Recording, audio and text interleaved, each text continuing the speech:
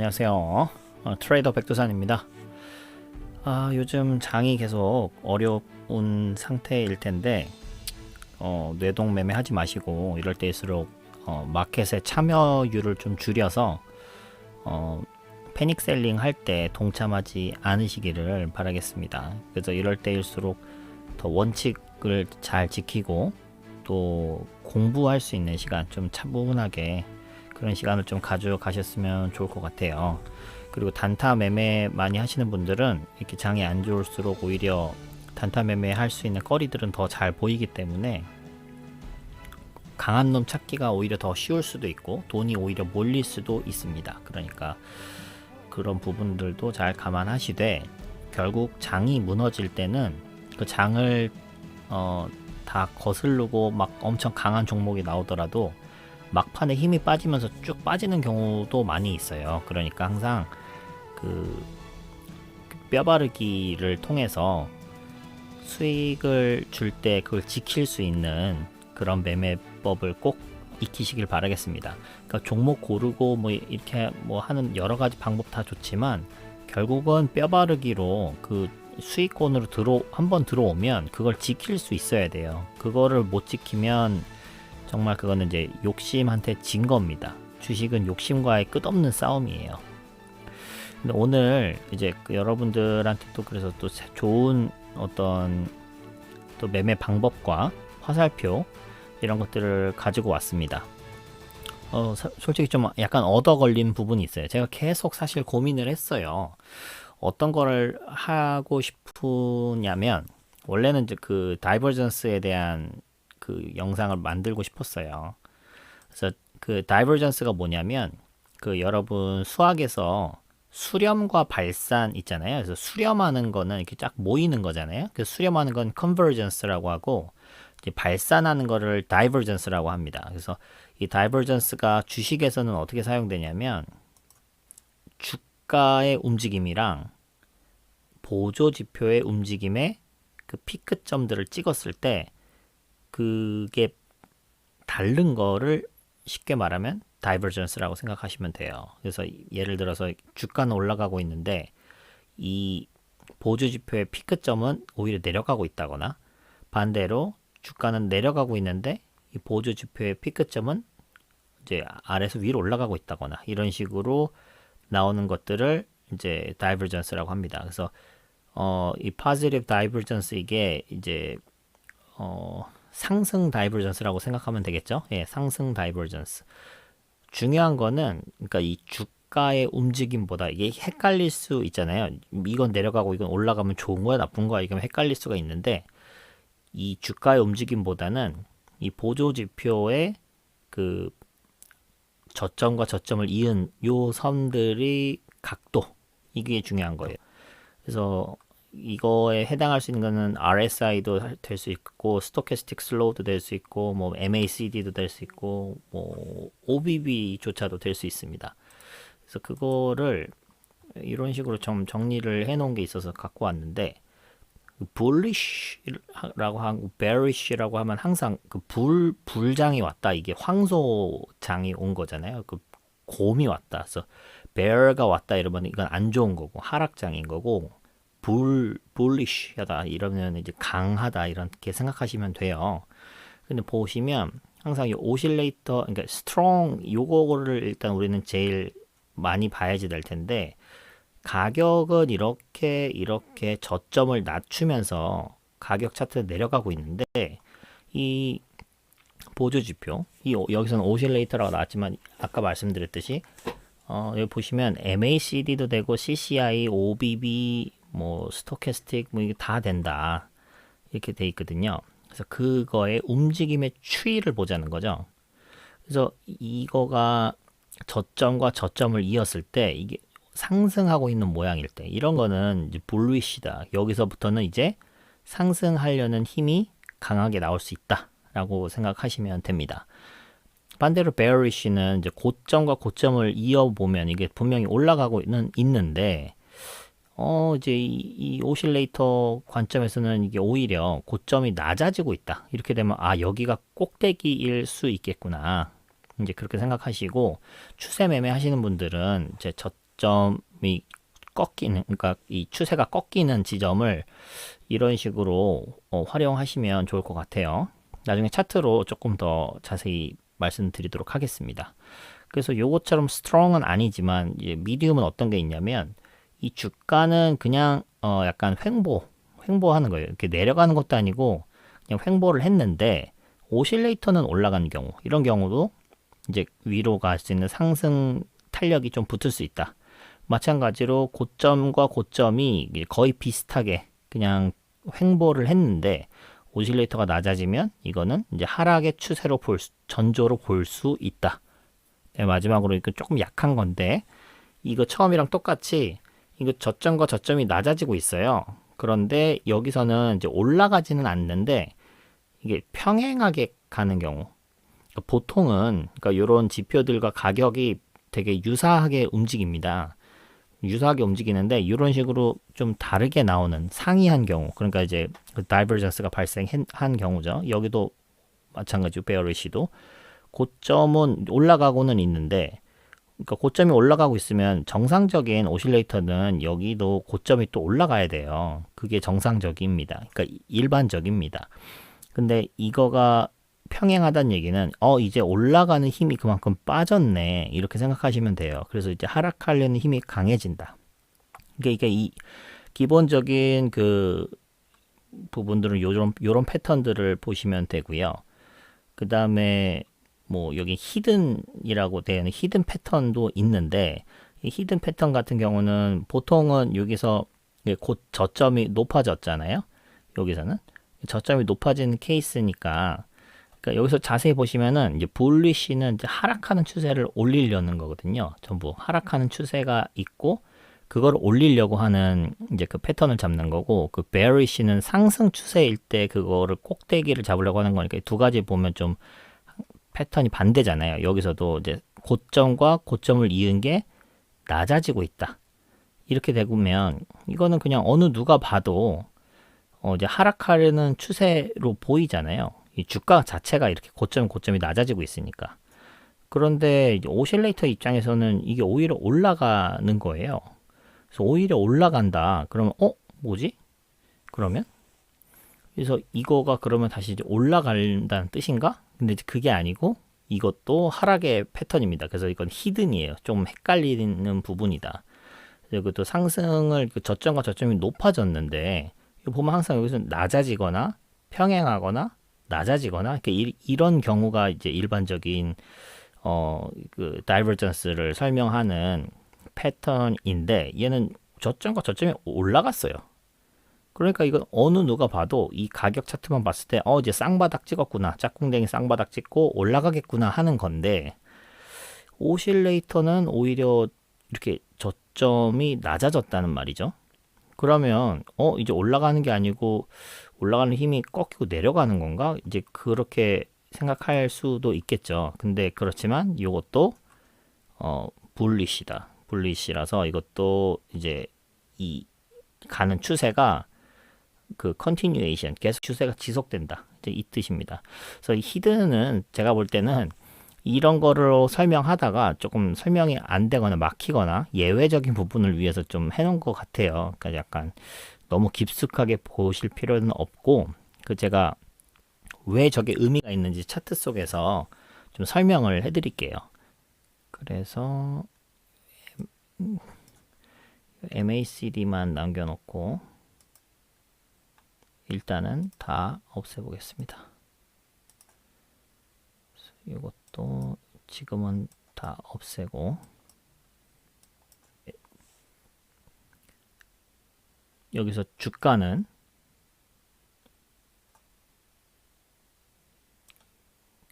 이렇게 하락을 하고 있죠. 여기서도 저점과 저점을 이었을 때 이렇게 하락을 하고 있고, 여기서도 저점과 저점을 이었을 때 하락을 하고 있습니다. 그리고 여기는 평행하게 움직였고 여기는 올라갔어요. 그쵸? 보이시죠? 여기서도 이렇게 올라갔습니다. 그리고 여기서도 이렇게 올라갔습니다. 그래서 사실은 제가 가장 만들어 보고 싶은 어떤 이런 화살표 지표는 요런 거였거든요. 그러니까 이렇게 저점의 꼭지점이라고 해야 되죠. 이런 식으로 아까 전에 지금까지 봐왔던 패턴대로 하는 건 사실 요 모양이에요. 그래서 요렇게 내려갈 때 주가는 내려가는데 여기서는 요렇게 올라가면 여기서 다이버전스가 발생을 해서 요렇게 상승할 가능성이 있다. 요거를 보여주고 싶은 거였는데 이거를 수식으로 만드는 게 이 며칠 그 차이로 이거 계산을 해서 딱 하는 그 되게 좀 제한적인 경우로밖에 안 되더라고요. 그러니까 예를 들어 3일, 5일 뭐 이런 식으로 딱딱 그 제한되는 범위 안에서만 잡혀야지만 표시를 할 수 있다 보니까 종목마다 흐름마다 다 다르기 때문에 이런 식으로 접근하기는 쉽지 않겠다. 그럼 과연 어떻게 해야지 이 주가는 하락을 하고 있는데 이 보조지표들은 상승하는 것을 표현할 수 있을까? 이걸 고민을 해봤어요. 그러다가 이제 나온 게 이렇게 저점과 저점 요런 꼭지점은 못 있더라도 그냥 이동평균선을 이용해서 해보자 이런 생각이 들었어요. 그래서 이동평균선을 어떤 이동평균선을 썼냐면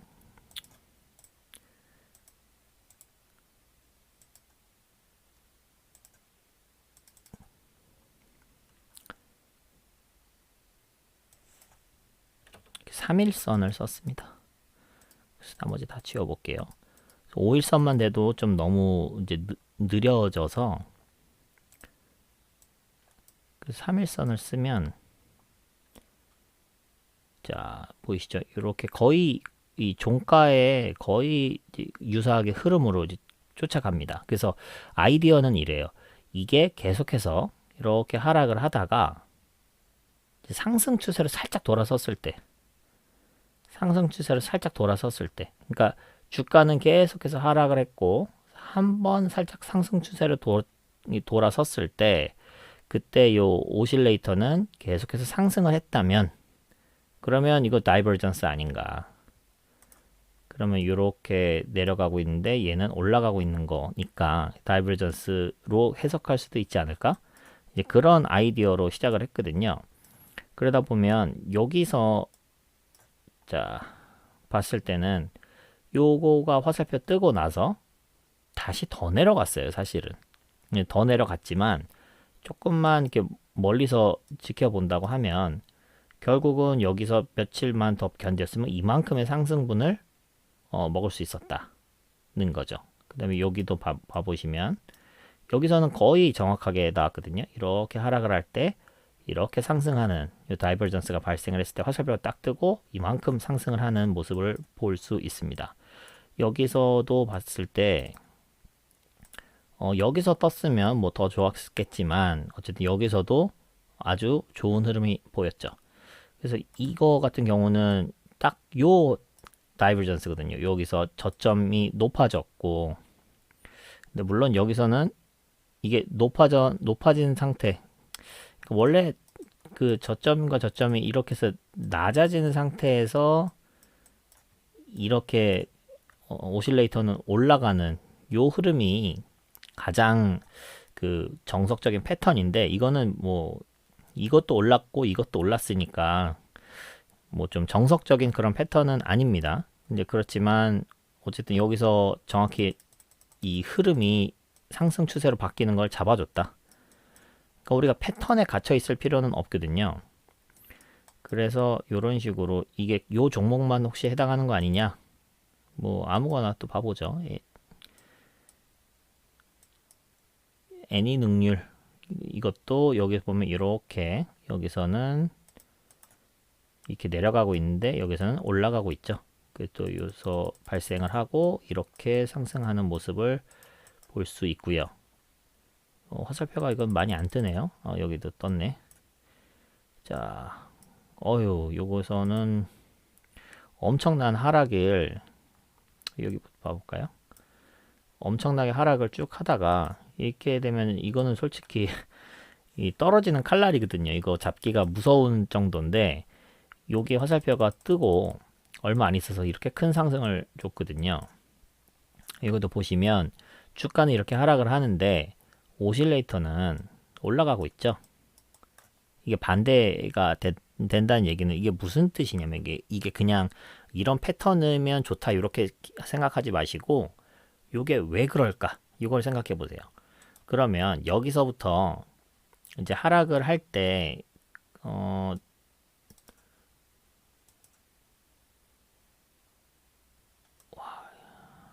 자 이렇게 봐볼게요. 여기서부터 여기까지는 보면 차트가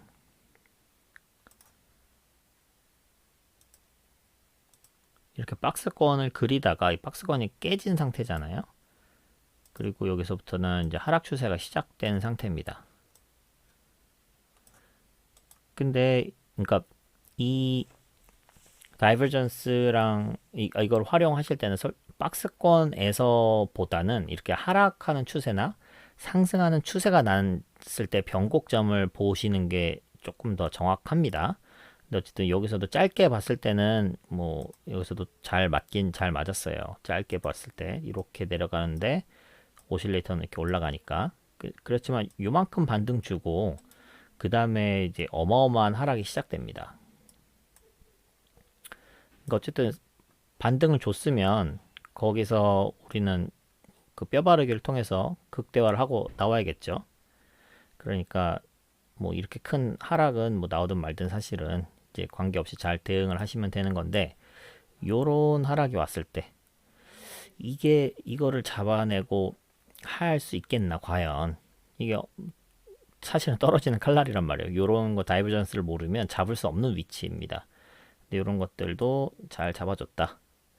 그러니까 이제 의미가 그 나름 있다. 그래서 그렇게 생각하시면 될 것 같고요.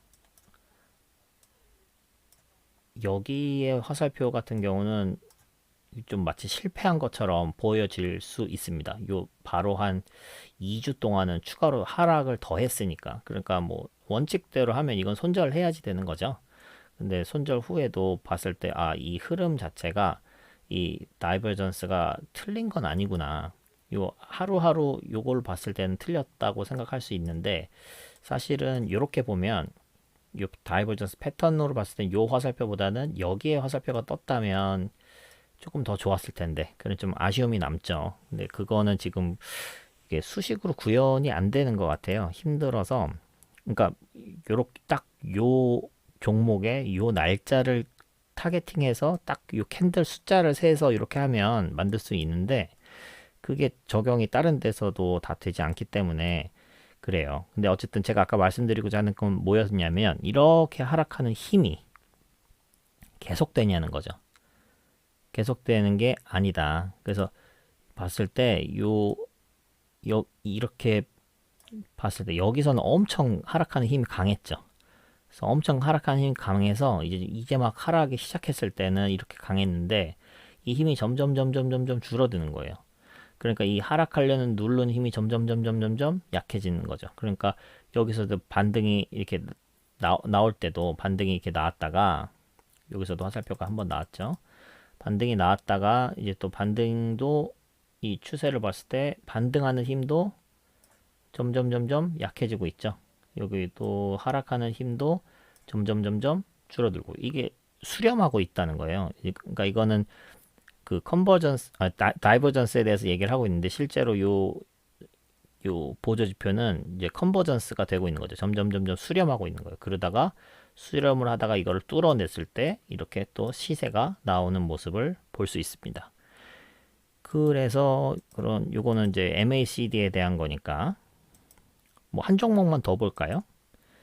뭐 좀 우량한 종목을 한번 봐볼까요? 많이 안 뜨네요. 여기도 한번 이 정도를 봐보면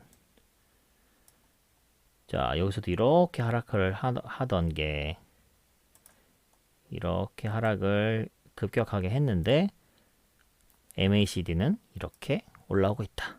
그 다이버전스가 발생한 거죠. 그래서 그 다이버전스가 발생하면 그럼 이렇게 하락하던 게 갑자기 V자 반등을 하느냐? 그거는 이제 그럴 수도 있지만 아닐 수도 있어요. 그러니까 이 다이버전스가 발생한다고 크게 올라간 거라는 보장은 전혀 없습니다. 그렇지만 단기 스윙으로 트레이딩 관점에서는 충분히 수익을 볼 수 있을 정도의 그 흐름은 나온다는 거죠. 여기서도 한번 그거를 봐보면 여기서 사면 여기까지 갔다고 하면 26%예요. 26%. 지금 단기 트레이딩으로는 뭐 아주 훌륭하죠. 여기서도 16%. 요거 같은 경우는 좀 실패한 경우로 봐야겠죠. 여기서는 이렇게 하락을 하는 동안 이렇게 상승을 하는 다이버전스가 발생을 했다. 그렇지만 여기서는 상승하는 힘이 생각보다 크지 않았다. 그래서 여기서 좀 확대해서 봐보면 글쎄요, 거의 종가에 잡았다고 하더라도 뭐 수익을 보고 나오긴 쉽지 않았겠네요. 그쵸? 그래서 여기서는 뭐 실패했다. 항상 맞는 건 아니라는 사실은 항상 인지하셔야 될 것 같고요. 최근에도 한번 떴었네요. 최근에는 아주 좋았네요. 요거는 저는 이제 수익을 보고 나왔는데 요거를 보고 나온 건 아닌데 요 타점에서 들어갔었거든요. 요 타점에서 이제 보고 들어갔었는데 그 전에 요 다이버전스 화살표가 이제 생기게 됐네요. 이렇게 그렇습니다. 그리고 그러니까 뭐 다른 종목도 다 마찬가지예요. 다 마찬가지 때문에 그럼 지금 MACD 말고 또 다른 것을 한번 추가해 볼게요. MACD RSI는 요게 MACD보다 좀 더 발생을 안 하더라고요. 이거 RSI 요거는 대박이었네요. 이 정도면 뭐 아주 훌륭하죠. 여기서 발생해서 이만큼 하면은 23%였네요. 안랩 말고 또 뭐 다른 걸로 봐볼까요? 아무거나 DHP 코리아?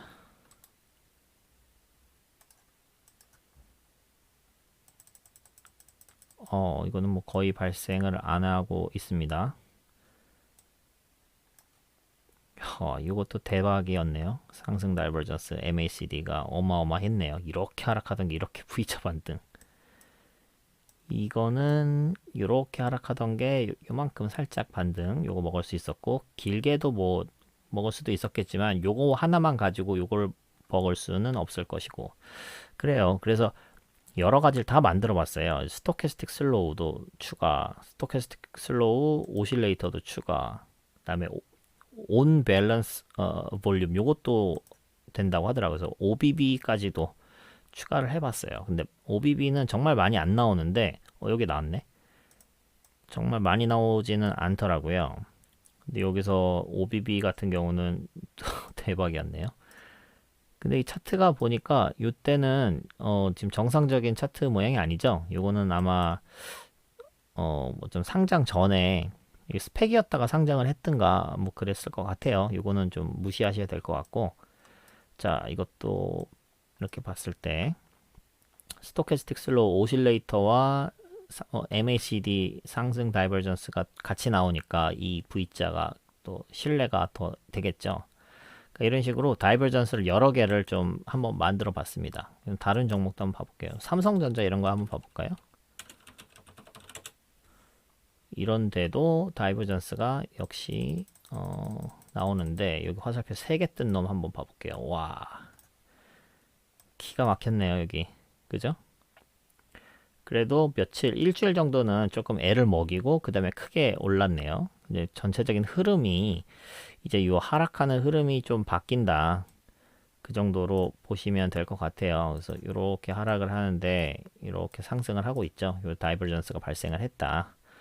그렇게 생각을 하시면 될 것 같습니다. 그러면 요 이제 수식으로 이제 넘어가 볼게요.